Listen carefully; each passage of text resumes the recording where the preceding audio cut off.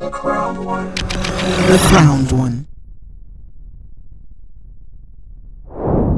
What's up, guys? How's it going? Glad to have you back here at the Crown One. And as you guys know, the word is out. Nintendo Switch 2 is coming out this June on the 5th, which falls on a Thursday. And one of the things that's been getting people talking is that expensive price tags. You guys already saw the thumbnail. Let's get into it. And if you guys are enjoying the content, don't forget to like, comment, subscribe, hit that notification bell for the latest updates on the latest uploads for the latest content. Now, I came across this article, actually, I believe today, but I found out about the price tag yesterday, and I think either yesterday or the day before. This is actually recorded on, today is April 3rd, so either prior the day or the day before, I found out the price tag. Actually, my wife told me, and I remember watching a YouTube live stream with OKOTB Adventures, one of the guys that I check out when he's doing his live streams for Helldivers 2. I actually commented on his channel after finding out from my wife about the price tag. And when I found out what the tag was going to be, not going to lie, my constitutions became very sensitive because, oh my goodness. But yeah, so here's the thing. So you're getting, Nintendo, as you guys already know, is getting ready to launch the Switch 2. And you have a lot of financial analysts, according to the game's radar, that's saying that the price could leave some gamers gasping for breath. I know I gasped a few times. Actually, I gasped about more than 5 times.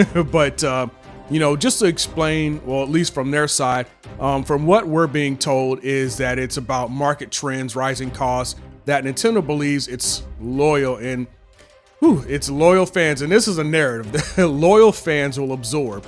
Now, the Nintendo Switch 2 is going to be priced at $450, which is that's $450 US dollars, which is reported by Games Radar is that it's 50% more than the Switch Part 1 that you see, guys, here in the article. Now, what I don't agree with, and it was actually part of this article, was that it was supposed to be some sort of price hike. Let me read it real quick. It says IGN spoke to several industry analysts who attribute the price hikes to a number of things, from tariffs, general global economic uncertainty, inflation, and Nintendo simply believing it can charge more now. Well, I do believe that last part, but with some skepticism, I think that it might be a little more complex. Of course, it's just explaining the 30,000 foot view here, but I kind of disagree with that top line within this second paragraph here, is that the price hike, the idea of a price hike. So, and if you guys are market analysts, then correct me if I'm wrong here. If you're talking about a price hike, then you're talking about a single product within that same model. So for example, like a car, you're going 2000 Corolla is going to be a different price than a 2000, I don't know, the latest model of Corolla, say 2008. You could say overall that's a price hike, but to say it's a price hike within that same model, in my opinion, would actually make sense. So let's say you buy that same 2000 Corolla and the price has gone up. Of course, the value of cars go down, so that might draw concern. So I'm still trying to understand that concept of price hike when they talk about it, because it almost seems like it's kind of justifying the price, which in my honest opinion, as a middle classer, I don't agree with that price. I understand people are trying to find budget-friendly consoles, because buying a PC tower, it's going to run you about $1,000 for a good tower, $1,000 US dollars, top notch, probably $2.5 to $4 grand. I know my tower was not cheap, but more to the point, this is going to be a hard hurdle for people to get over. And I'm already seeing some of the stuff on YouTube, of course, with this article here. And as we start to work our way through the news cycle with this price tag, you're starting to see a lot more people disagree with it than agree with it. And I mean, it's obvious. So if you look at the price tag itself, $450, that's just for the console, the Nintendo Switch 2 console. Now, if you want to get the game, now it's saying it's going to be $80 for the game, but if you bundle it with the console and the game, I think it comes out to about $499 or $500. That's before taxes, which probably come out to about, so you got the console, you got the discounted game with the bundle, and taxes probably about $530 plus, and that's just a ballpark. So you're shelling out a car payment I mean, I won't tell you what my car payments are, but it's close with this price tag, even with just the base model of the Nintendo Switch 2 console. Now, again, I think it's a lot more complex issue now. Tariffs, market chaos, inflation. From what Games Radar is saying is that it's contributing factor to what, in my opinion, seemed to be a price gouging price. But again, that's my own personal opinion. I think it's the opinion of others as well. And I'm probably not going to let that go because that price is a lot. But Nintendo is just throwing numbers at the wall to see what'll stick. And, the price is, Switch 2 pricing is based on what they feel consumers are willing to pay. I mean, statistically speaking, I think some people will still pay for it. Some people can stomach that cost. I mean, I could stomach that cost, but I don't want to. You know what I'm saying?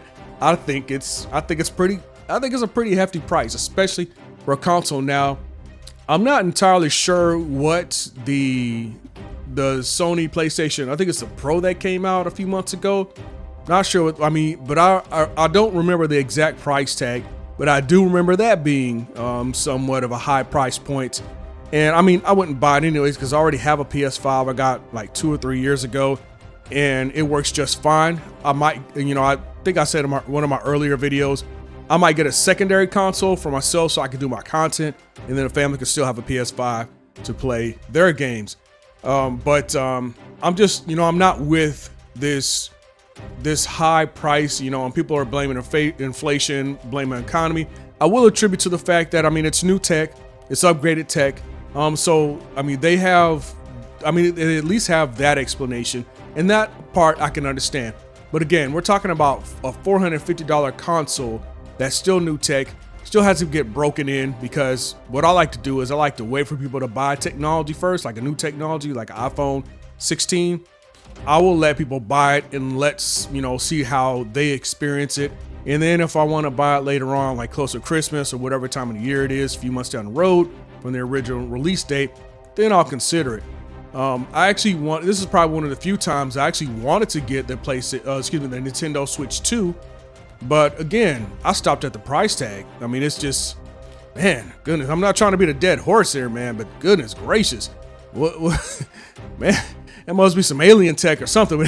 But anyways, this is just about the hardware. It's a calculated move from what Games Radar is saying that Nintendo made, and that Nintendo is understanding the demand for the consoles, and they believe that their dedicated fan base will support them even at a premium.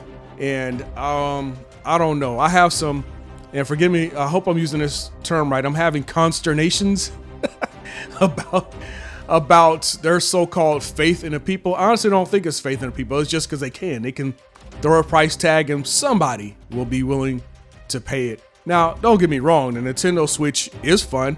It has a plethora of games. It even has some of the legacy games from the legacy consoles that they've remastered, especially with Mario Kart 8 Deluxe. They dropped all the courses on that game, and then also on the Nintendo Direct for the extra courses, extra remastered courses. So it's plenty of gaming content to go around just for the Nintendo Switch 1 to play.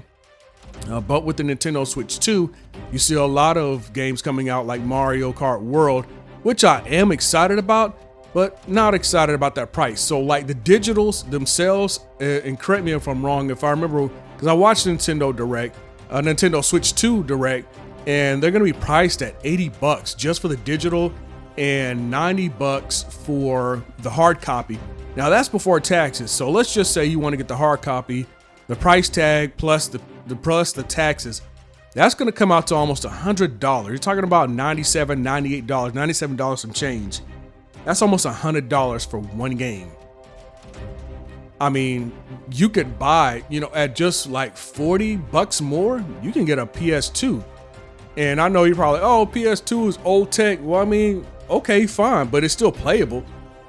If you want to get the new tech, man, that's your choice, man. But I'm having some serious reservations about it. The console itself is just, and this, again, my own personal opinion, I think it's too high, relatively speaking. It just doesn't seem like it meets the needs of the middle class. as far as getting game consoles. If you're middle upper class, you might feel it a little upper class. You probably find some change in your pocket or on your yacht or whatever. And hey, look, man, if you can afford it, knock yourself out. But I'm probably gonna wait till Christmas because, again, that's a little lofty pursuit for me. I'm saving my pennies for it. I do want to get it. Don't get me wrong. I want to get the console, but I just don't want that price. So whether you're excited or hesitant about the Switch 2 pricing, one thing is clear. Nintendo is charging top dollar simply because they can, and that's just the truth of it. I really hope that coming Christmas time, that they do lower the price.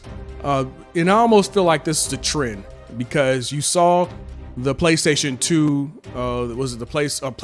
PlayStation 5 Pro that came out with the high price tag. Again, I don't remember the exact price. I just remember it being a little more expensive than I care for. And again, I don't want a second console for that price.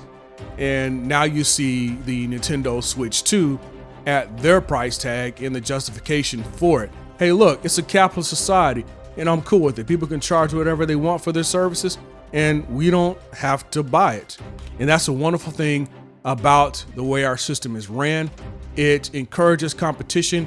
Well, I think it's important for us to maintain that spirit of competition because that can increase the striving of a better product. When you start squashing out competitions, when you enter into what some could consider socialist or oligarchical, that is the killer of competition. And then now you just have maybe one or two or three competitors, and hopefully they're not in cahoots with one another like a cartel, and they're just price gouging the consumer. But again, you don't have to buy it. I don't have to buy it. We don't have to buy it. It can sit on those shelves and collect dust until the second coming for all I care. But until that price drops down, I would even consider $3.99. You know what I'm saying? I was like, oh, it's only $50. It's like, yeah, I mean, it's, but still you got the games to get. You're going to burn, trying to get some games, you're probably going to burn, I don't know, about $600 to $700 if it's priced at $3.99 because you want to get a few games. So, and I mean, let's just say they bring the games down to like $60. I mean, with $500, you got I'll say about $600. You can walk away with a nice set, a console, a few games, and Bob's your uncle. But as it stands right now, you're talking, $4.99 with the bundle, with the Mario Kart World bundle, the console, and then there's the taxes because Uncle Sam got to get his. So hopefully this helps us out. I'm not going to tell you guys whether to buy or whether to not buy it. That is totally up to you. I myself am holding off until perhaps Christmas, going to have those fingers crossed and we'll see what happens. Other than that, I already have like 4 consoles. I got a PS3, 4, and a 5, a Switch 1, and a 360, and a PC Tower that I'm currently recording on. So I'm not at a loss for games. And then, of course, there's some mobile games like Candy Crush, which is really not considered gaming, but this is America and we got options, and I thank God for it. So if you guys are enjoying the content, don't forget to like, comment, subscribe, hit that notification bell for the latest updates and the latest uploads for the latest content. Let's get the comment section started, and I'll talk to you guys later.